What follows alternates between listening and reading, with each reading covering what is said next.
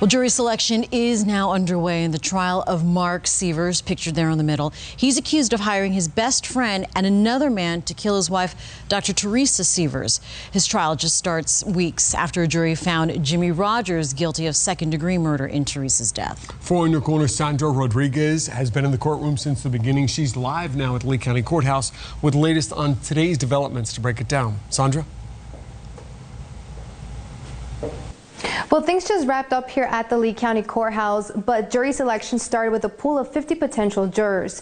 The first question they were asked was, who would this present a hardship on if they had to serve in the jury? And at that question, 21 were released. A lot of them were because of medical issues, but the majority were because they have holiday plans, airfare they cannot get reimbursed for. So 21 were released. Now, the second question that they were asked was, who had prior knowledge of this case? The majority of the remaining 29 potential jurors raised their hands. The 6 who did not have any knowledge of the case were sent home. Those were asked to return on Thursday at 1:30. And then after that, the individual questioning began for the remaining 23 as to how much did they know, and then did they have any preconceived notions about this case.